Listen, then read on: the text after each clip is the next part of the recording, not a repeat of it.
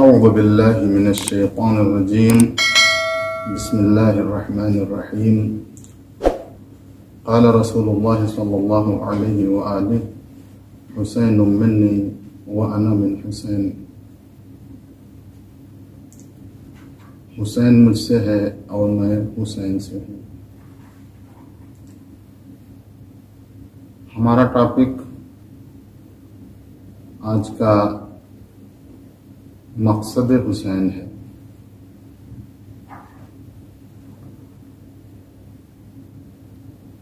ظاہر سی بات ہے کہ کوئی بھی سمجھدار انسان ایک معمولی سا کام بھی بغیر مقصد کے نہیں کرتا، تو پھر اللہ انبیاء الہی، رسول اللہ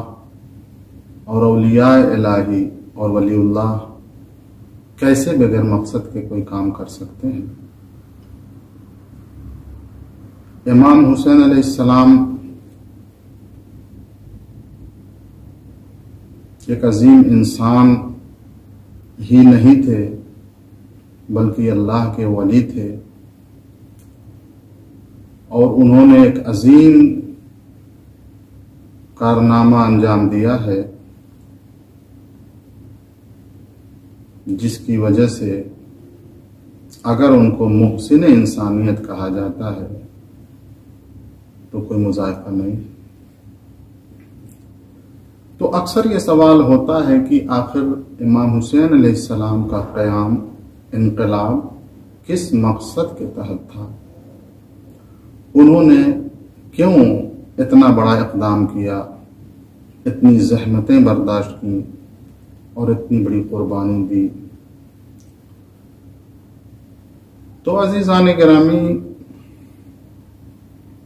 اس کے بہت سارے جوابات دیے گئے ہیں، محققین نے اس پہ تحقیقات پیش کی ہیں اپنی، اور کئی پہلو سے اس پہ روشنی ڈالی گئی ہے۔ کسی نے کہا کہ امام حسین علیہ السلام نے حکومت حاصل کرنے کے لیے قیام کیا تھا، کیونکہ یزید کی حکومت اس قابل نہیں تھی کہ اسے تسلیم کیا جائے۔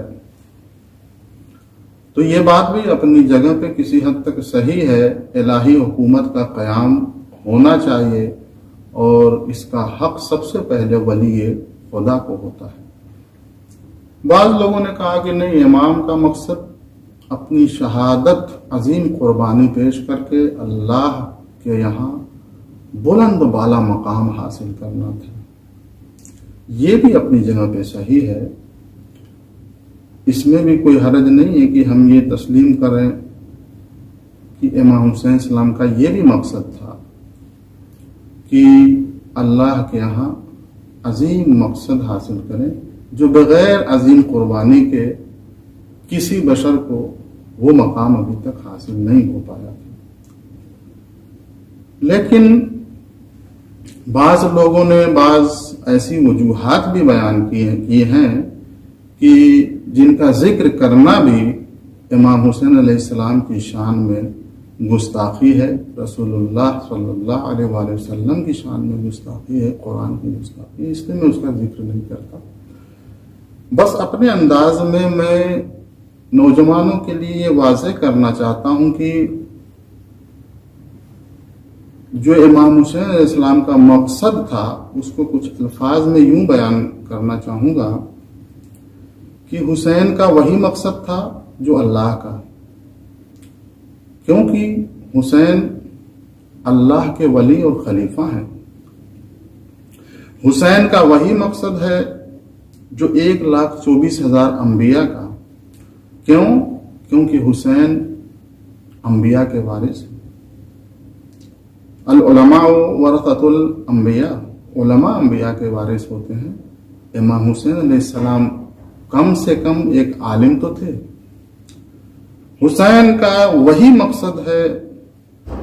جو خاتم النبیین پرافٹ محمد صلی اللہ علیہ وآلہ وسلم کا تھا، کیونکہ حسین ان کے نواسے اور ان کے حقیقی جانشین ہیں۔ حسین کا مقصد وہی ہے جو امیر المؤمنین امام المتقین علی علیہ السلام کا ہے، کیونکہ یہ ان کے بیٹے اور حقیقی جانشین ہیں۔ حسین کا مقصد وہی ہے جو خلیفۃ المسلمین امام المؤمنین حسن علیہ السلام کا ہے، کیونکہ یہ ان کے بھائی اور ان کے حقیقی جانشین ہیں۔ چونکہ امام حسین علیہ السلام تمام انبیاء کے وارث محمد و علی و حسن علیہ السلام کے حقیقی جانشین ہیں، لہذا انہوں نے تاریخ کی عظیم ترین قربانی پیش کر کے ان سب کی زحمتوں کو بچا لیا۔ لیکن اب یہاں پہ یہ سوال پیدا ہوتا ہے کہ آیا امام حسین علیہ السلام کا انقلاب کربلا میں ختم ہو گیا یا ابھی تک جاری ہے؟ ظاہر سی بات ہے کہ اگر یہ کہا جائے کہ وہ انقلاب وہیں پہ ختم ہو گیا تو یہ صحیح نہیں ہوگا، کیونکہ اس انقلاب کا جو مقصد تھا، جو ہدف تھا، وہ کسی حد تک تو پورا ہوا لیکن مکمل طور پر ابھی پورا نہیں ہوا ہے، کیونکہ یہ انقلاب امام مہدی علیہ السلام سے ملنا ہے۔ تو اس انقلاب کو امام مہدی علیہ السلام کے انقلاب سے ملانے کے لیے ایک ایسی چیز کی ضرورت تھی، ایک ایسے وسیلے کی ضرورت تھی، ایک ایسے با اثر اسلحے کی ضرورت تھی جو اس انقلاب کربلا کو انقلاب امام مہدی علیہ السلام سے جوڑ سکے، اور اس با اثر اور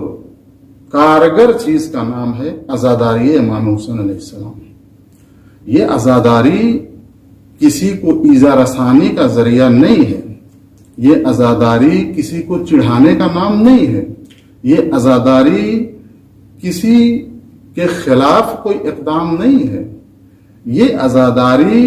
اسی انقلاب کربلا کا تسلسل ہے جو قیام امام مہدی علیہ السلام تک لے جانے کے لیے ہمارے اماموں نے، بزرگوں نے اس کی تاکید فرمائی ہے۔ یعنی ایک باہدف چیز ہے، اور اس کے ذریعے سے ہم اس عظیم مقصد تک پہنچنا چاہتے ہیں جو اللہ کا مقصد ہے، تمام انبیاء کا مقصد ہے،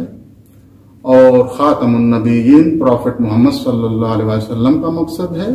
امیر المومنین امام المتقین علی بن ابی طالب علیہ السلام کا، اور دیگر تمام ائمہ کا اور اولیاء الہی کا، اور قرآن کا مقصد ہے۔ اب اگر اس مقصد کا خلاصہ کیا جائے کہ آخر وہ کون سا مقصد ہے، ربنا ما خلقت ھذا باطلا، پروردگارہ تو نے یہ کائنات، یہ 2.5 ارب گلیکسی بیکار میں تو نہیں پیدا کی ہے، اور اس 2.5 ارب گلیکسیز میں ایک چھوٹا سا زمین کا گولا بنایا ہے اور اس میں اپنا خلیفہ بھیجا اور انسان کو آباد کیا ہے، تو آخر اس کا مقصد کیا ہے؟ تو اس کو خلاصے میں اگر بیان کیا جائے تو قرآن کی روح سے اسلام کا مقصد، قرآن کا مقصد، انقلاب حسینی کا مقصد، عزاداری کا مقصد یہ ہے کہ فرد اور معاشرے کی اصلاح کے ذریعے دنیا پر توحید کا پرچم لہرانا، ہر طرح کے طاغوت اور یزید وقت کے خلاف مزاحمت ایجاد کرنا، اور کوشش کرنا کہ دنیا میں عدل و انصاف کی حکومت ہو، عدل و انصاف کے لیے زمین ہموار ہو، اور جب امام مہدی علیہ السلام کا ظہور ہو تو ان کو کم سے کم محنت کرنی پڑے، اور یہ اہداف جو امام حسین علیہ السلام نے مقرر فرمائے ہیں، ان اہداف کو حاصل کرنا اسی وقت ممکن ہے جب مسلمانوں کے پاس ایمان اور تقوی کے ساتھ علم و آگاہی اور شعور و بیداری، ایک دوسرے سے پیار و محبت کا جذبہ پایا جائے، تاکہ ایک دوسرے کو دل آزاری کر کے یا غیر ضروری مسائل میں الجھ کر اصل مقصد سے دور نہ ہو جائیں۔ انما المؤمنون اخوہ وما علینا الا البلاغ۔